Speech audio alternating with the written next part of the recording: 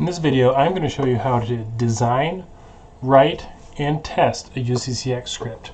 The tool that I use is Visio. So I went ahead and created this, let me move myself, just for the purpose of this video. This is just a dummy application that I made. And you can see that this script, no matter what path it takes, it never hits any dead ends. It's either going to be connected to an agent, sent to an extension, or if it's closed or a holiday, it's going to go to end. So before you start writing, get a flowchart out, design exactly what you want. That will make things go a lot more smoothly. So, and then as you work on it, you can have this open next to your scripting tool and just start building it out. So in the last video, I've made a very basic application, and I'm going to start out with that and build it up to what I have right here. So I'm going to go ahead and get started. And so right at the top, I see 8000 is triggered, which is the trigger that we made in previous videos. You can go back and look at those if you want to. So 8000 is triggered, which is this step right here, accept. And then it's going to make its first choice. Is today a holiday? So we need to create a calendar step, which is right here. So I'm going to create a calendar. Now we are also going to need to create an actual calendar variable for that. So I'm going to go down here to the arrow and click that. And the type is going to be CCC or CC calendar. And the name, I'm going to call it new calendar. Okay. Now there will be more that we have to do for that in UCCX, but for now, let's just keep going. Okay, and so business hours, you can see it actually gave us that decision already automatically. Is it Monday through Friday, 8 a.m. to 5 p.m.? Is it a holiday? We have these different options right here. So this is where we'll start here. Is it a holiday? Let's say it is a holiday. Then we're going to want to play this prompt and go to end.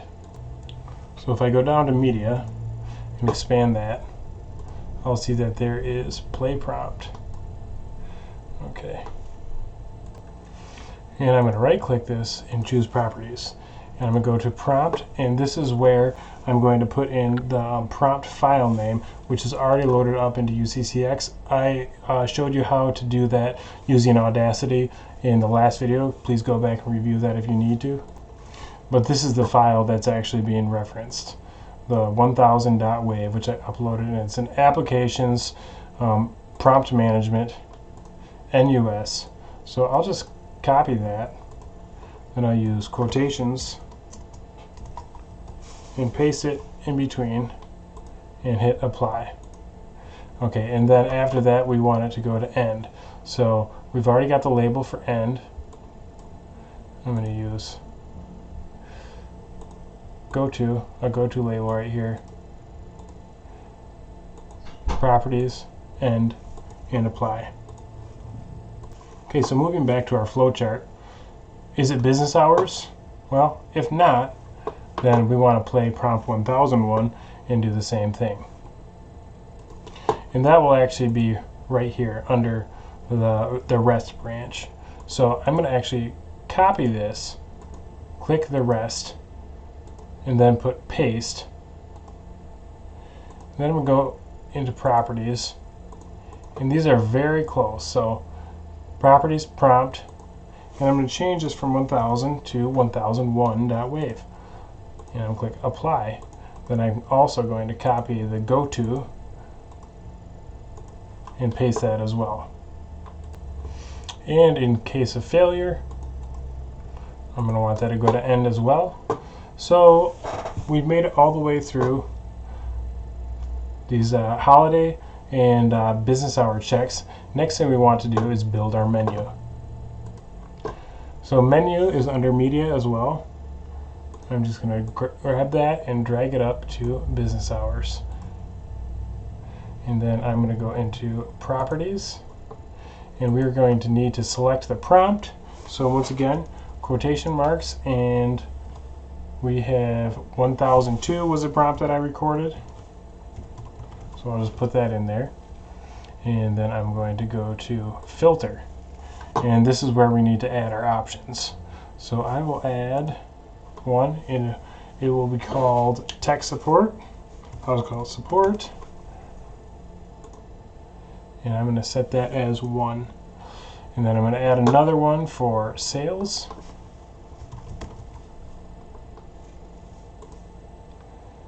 And I'm going to set that as 2. Then I'm going to add the rest. And I will set that as all the other ones.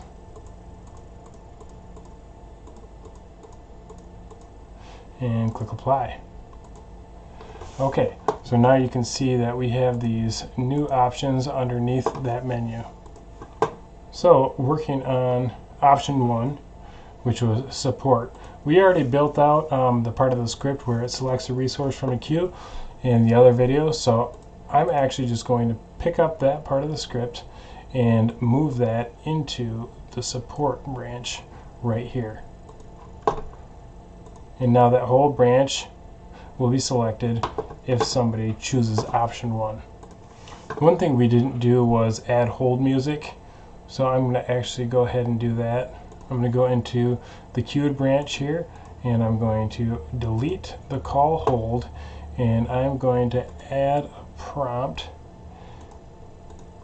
And let's see, I uploaded some hold music. I downloaded it from free hold music on hold. I can put that link in there for you.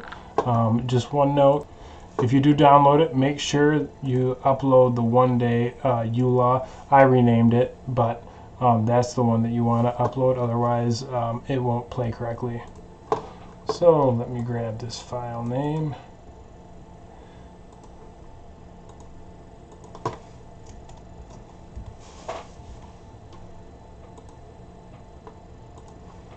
Okay, and then I want to make a loop. I want that to repeat. So what I'm going to do is I'm going to create a label right here and a go-to underneath the prompt. And I'm going to go into the properties of the label and just call it queue loop. Apply. Okay. And then I'll go into here. So until an agent becomes available, it's just going to keep playing that hold music again and again and again. So you're going to want to make sure you either have several different hold music prompts or a really long file. Otherwise, it's going to be very exhausting. People who get queued up if they're in there for any amount of time. Okay, so now I can close this part because that's all set. That whole branch is coded out, so I can close this support branch and I can move into the sales branch where it looks like I just want to transfer it to extension 5000. So if I go down to call contact, I can use the call redirect step. So I'm just going to drag that up there, and then I'm going to choose properties, and I'm going to choose a destination, quotation marks, 5000, and apply. And then I'm going to want to just copy this go to end here, and no matter what happens, I want it to end because it should either go to somebody's voicemail or it failed. But you could do it something else. If you wanted this to go back to the menu, you could actually put in a tag right there and then use the go-to to send it back to the menu. But I just wanted to go to the end. So then we are done with that branch, and the next thing we're going to do is the timeout branch. So what that is referring to is if you go back up to the menu and click properties, over here on input, you'll see that there is a timeout, and you can change that, and you can also change the maximum retries. I'm just going to leave it as it is.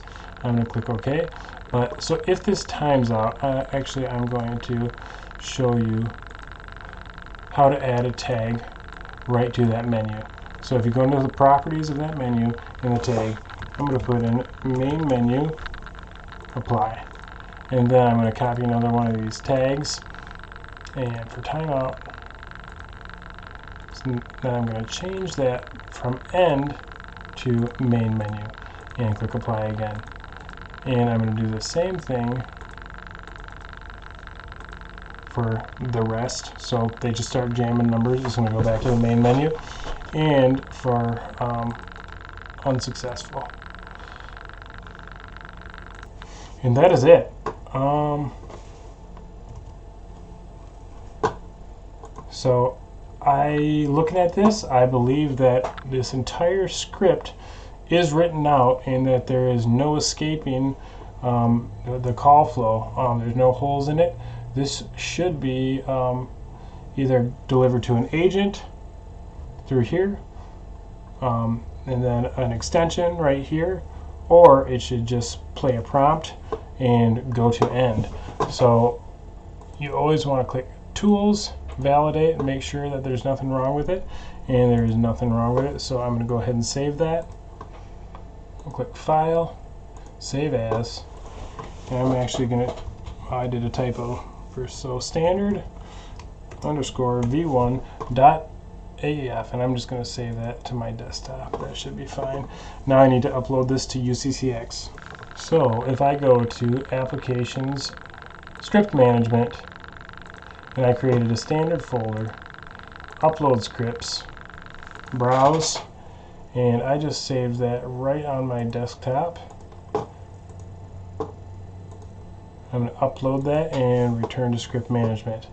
Now I need to load that new script into my application.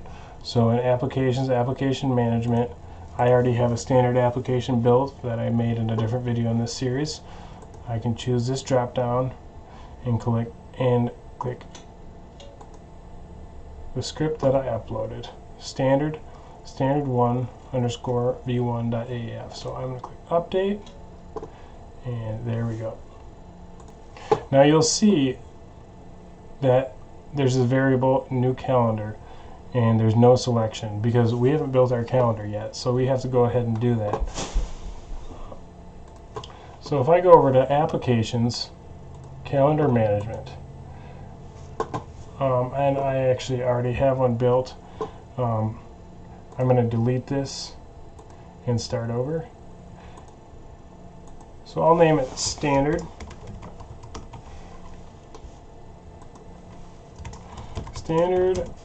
Calendar. Actually, you know what, I'll call it Standard 8 to 5 Holidays. Okay. And the time zone here is America Detroit. Make sure you change it to whatever it is for you. And I'm going to use fixed hours. And then it's going to give me the range. I'm going to choose from 8 a.m. to 5 p.m. and it's Monday through Friday. So those are the standard business hours. So looking back at our script, we got the calendar, and you can see the business hours are right there. So I'm going to click Next. And what happened here? Okay. I don't think I can have that. Standard 8 to 5.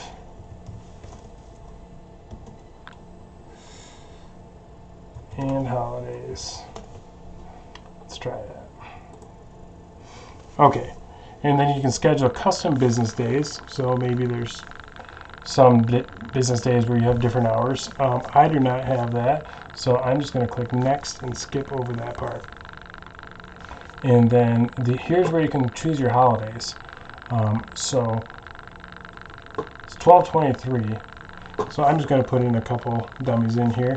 Let me just say, well, I guess it's not a dummy. We'll say tomorrow is a holiday. Tomorrow we'll have off for Christmas Eve.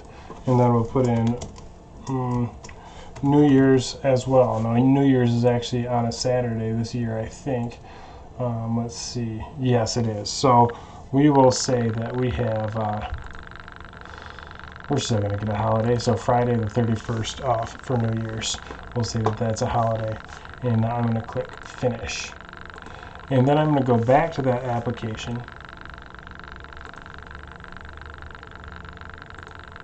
and I'm going to choose the standard holiday, and I'm going to hit update.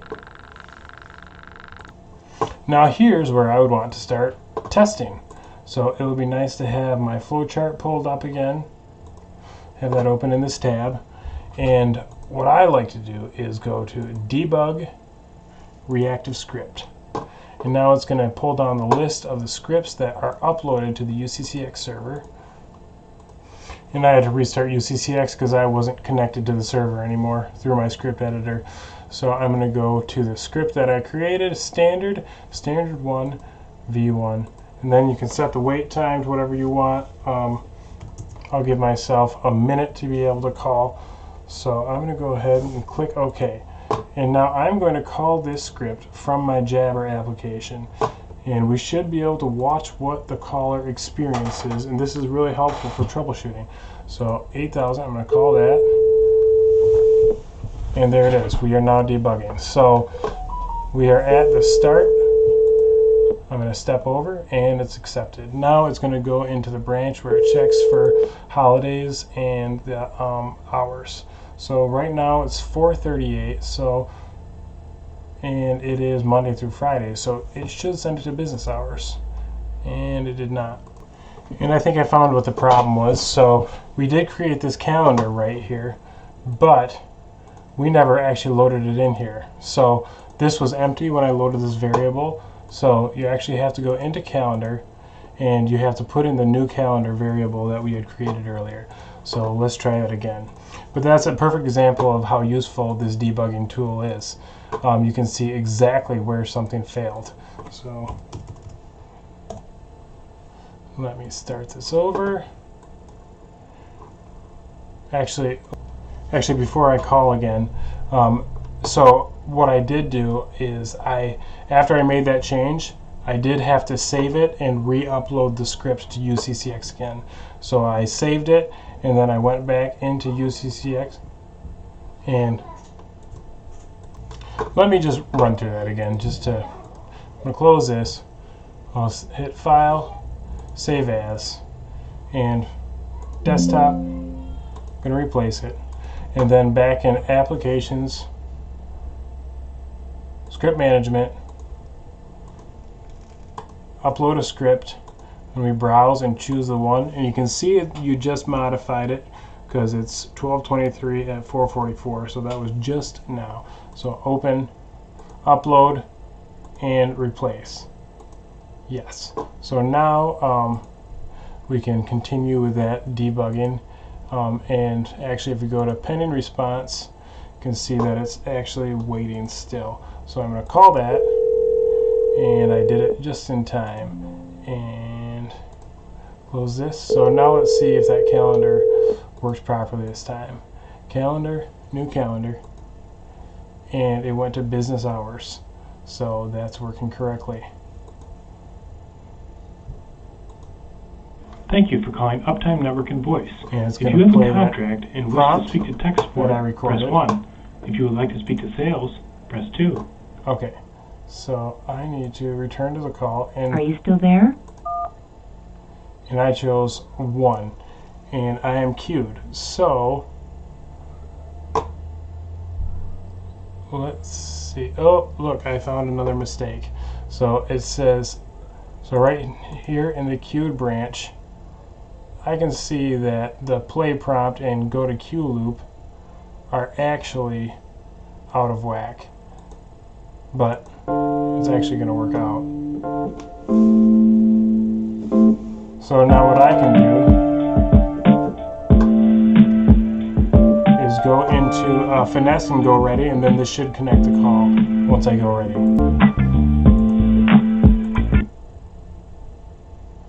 And there it goes, it's reserved. And actually I'm calling myself right now. So, oh, there it goes, it's ringing.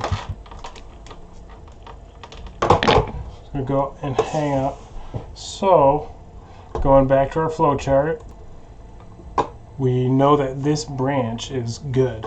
So next thing I would like to do is test the timeout, and then after that calling extension 5000. So I'm going to restart the process of the reactive debug.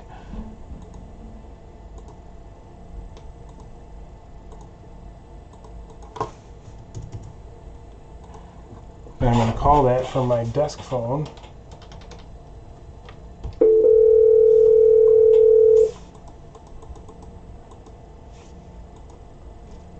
Thank you for calling Uptime number. Oops, I accidentally pressed 1. Let me start again.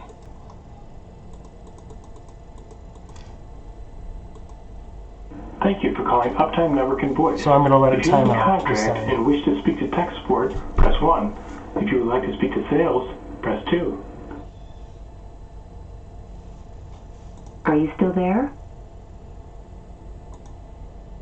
Thank you for calling Uptime Network and Voice. Okay, so it's If you probably have going to do this a couple contract and wish times. to speak to tech. Okay, so I did watch it. I didn't make you listen to it, but it 3 times it replayed the same thing, and then it went to timeout, and then it went back to main menu. So that is working as designed. Maybe that's not perfectly ideal, but for this purpose, it's fine. So it's going to time out, so we know that part is good. So the next thing we want to check is the option 2 going to 5,000. So I'm going to debug that.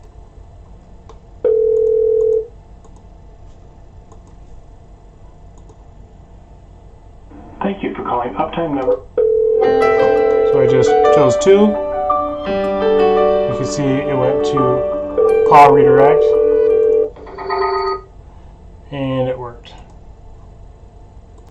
So now we know that this entire branch here works. The timeout works, option 1 works, option 2 works, the hold music works. So now we need to look at the holiday and the business hours. So let's mess around with the calendar a little bit. So going back to the app admin page of UCCX, if I go to applications, calendar management, standard is the one that we created. First thing I'm going to do is I'm going to actually change the hours to 4 p.m. Next, next, finish. Okay.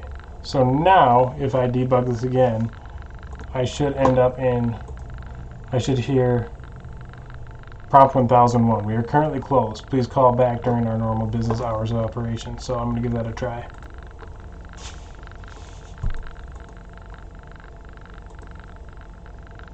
Currently closed. Please call back during our normal hours of operation, which are Monday through Friday, 8 a.m. to 5 p.m. Goodbye. Okay, so that part worked. So the last thing we need to test is the holiday branch.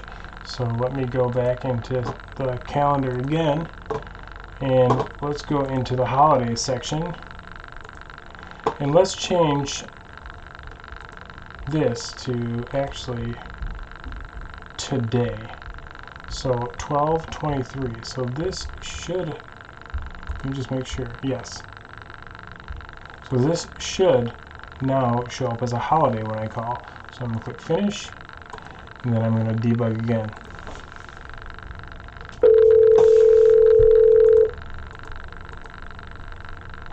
And that looks promising. We are currently closed for the holiday.